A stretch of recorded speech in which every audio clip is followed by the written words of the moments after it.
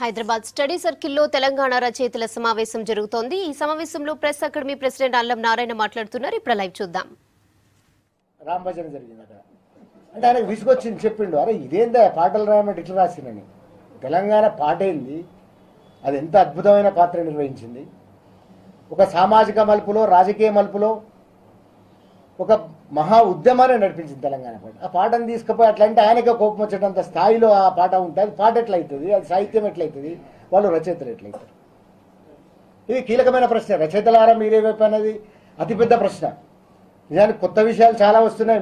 నిజానికి అది మాట్లాడుకోవాలి మనం. ఇప్పుడు మీకు ఓపికంటే అరుంధతి రాయ్ కొత్తగా ఒక ఆమెకు అవార్డు ఇచ్చిండ్రు. అక్కడ మాట్లాడిన విషయాలు ఒకసారి చదవండి. మీరు ఫేస్బుక్లో దొరుకుతున్నాయి, లేకుంటే ఎక్కడైనా దొరుకుతాయి, లేకుంటే ఇంటర్నెట్లో దొరుకుతాయి. కాలం మునుపట్లా లేదు. కాలం బహుజన స్వప్నాలను అంటున్నది. నిజమే, కాలం అంబేద్కర్ని అంటున్నది. ఒక కటువుగా ఉంటుంది కానీ మాట్లాడుకోవడానికి. దీన్ని ఒక డిబేటబుల్ చేయొచ్చు. మనం మాట్లాడుకోవాల్సినవే. కాలం మునుపట్లా లేదు. ఇవాళ ఎన్డీఏ ప్రభుత్వం వచ్చిన తర్వాత, మోదీ వచ్చిన తర్వాత భారతదేశంలో జరుగుతున్న పరిణామాలు వేరుగా ఉన్నాయి. హిందుత్వం మొత్తం జాతిని అంతరింపజేస్తున్నది. హిందుత్వం మొత్తం దళితులని, ఆదివాసులను అంతం చేయబోతున్నది. హిందుత్వం ఈ దేశంలో ఒక ఫాసిజంగా నర్తించబోతున్నది. ఇది ప్రమాదం. ఇవాళ అంబేద్కర్ కావాలా? అంబేద్కర్ కావాలి, సరే మీకు ఇష్టమైతే మార్క్స్ కావాలి. కానీ అంబేద్కర్ లేకుండా, అంబేద్కర్ అనే అతను ఇవాళ ఆ బోధనలు లేకుండా, ఆయన చెప్పిన విషయాలు లేకుండా మనం 45 ఏళ్ళు 50 ఏళ్ళు విప్లవాలు చేసి ఉన్నాం. కానీ మనం ఇంచు కూడా కదలడం లేదు. ఎక్కడో తేడా ఉంది. మనం దీన్ని అనుసంధానం చేసుకోవడంలో విఫలమని. ఇది కొత్త విషయం. సరే తెలంగాణ కాడికి వద్దాం. ఇంకో కొత్త విషయంలోకి ఎందుకు కానీ, ఈ 3 పాయలుగా జరిగిన పోరాటం తర్వాత ఆశించే ఫలితాలలో మనం ఇవే ఆలోచించాలి.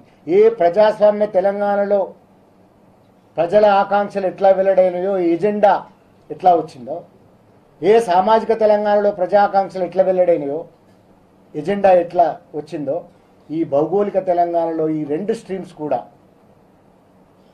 తెలంగాణ కోసం, ఒకే ఒక్క తెలంగాణ కోసం ఇప్పుడు మనం విడిగా ఉండకూడదు. ఒక సమూహంగా ఉండాలి. తెలంగాణ సమాజం మొత్తం ఒక్కటిగా ఉండాలి, సకల జనులుగా ఉండాలి. ఈ 2-3 స్ట్రీమ్స్ కూడా భౌగోళిక తెలంగాణ ఇప్పుడు లక్ష్యం అనుకోవడానికి, ఒకటి ఉద్యమ సమయాలలో వచ్చిన ఆయా సందర్భాలు, ఉద్యమ సమయాల్లో వచ్చిన సవాళ్ళు. కొన్ని సందర్భాలలో మనం ఒక్కటిగా ఉండడం అనేది ఒక సవాల్గా ఉండింది. అందువల్ల ఈ ఉద్యమానికి ఇంకొక లక్షణం ఏంటంటే, చాలా తరచుగా చాలా సందర్భాలలో రాజకీయ పార్టీలని ప్రజా సమూహాలు నడిపించినాయి. ఈ స్టేట్మెంట్ రాజకీయవాదులకు ఇష్టం లేని స్టేట్మెంట్. వాళ్ళు దీన్ని ఏదో తీర్మారుగా అనుకుంటారు. కానీ ఇవ్వాల మర్చిపోతామేమో. కానీ మేము ఒక్కరమే తెలంగాణ తెచ్చినామని అనుకుని ఎవరైనా అనుకుంటే అంతకంటే పెద్ద తప్పు. ఒకవేళ చరిత్రలో అట్లా నమోదైతే అంతకంటే పెద్ద తప్పుడు చరిత్ర ఇంకోటి ఉండదు. తెలంగాణ ఉద్యమం ప్రజా సమూహాల ఉద్యమం. ప్రపంచ చరిత్రలోనే ఒక ప్రజాస్వామ్య ఉద్యమం ఇన్ని పరిమితులలో, రాజ్యాంగ పరిమితులలో ఇట్లా విజయం సాధించిన మరో చరిత్ర లేదు. ఇంత సుదీర్ఘంగా దీని కారణాలు దీని నేపథ్యంలో ఉన్నాయి. దీని కారణాలు ఇక్కడ నేల మీద జరిగిన అనేక పరిణామాలలో ఉన్నాయి. ఎక్కడా లేదు. నిజం ఇది. ప్రపంచీకరణ నేపథ్యంలో ఇలా మాట్లాడుకుంటున్నాం మనం.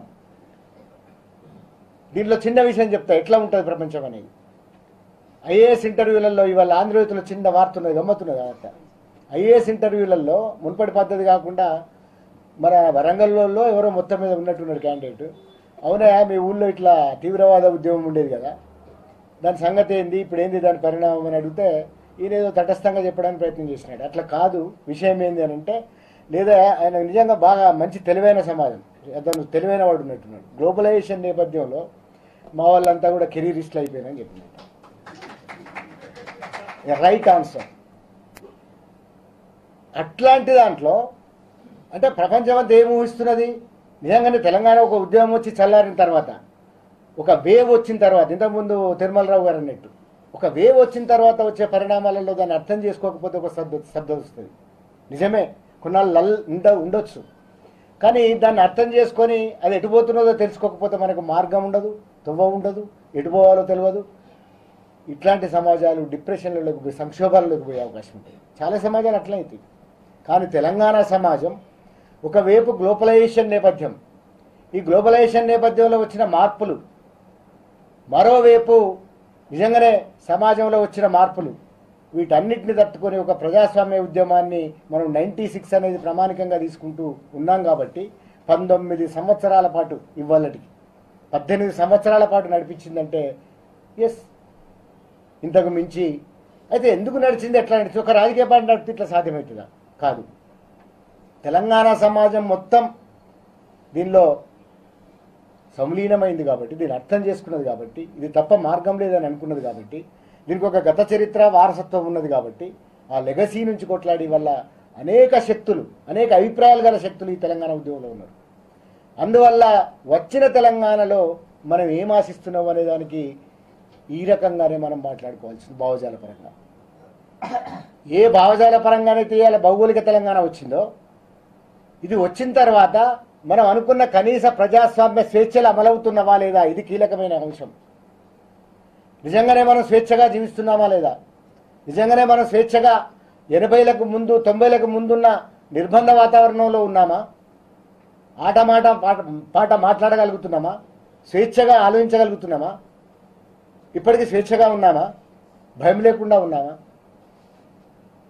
దీనికి మనం సమాధానం వెతకాలి.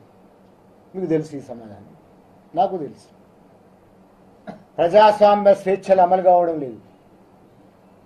It's a problem.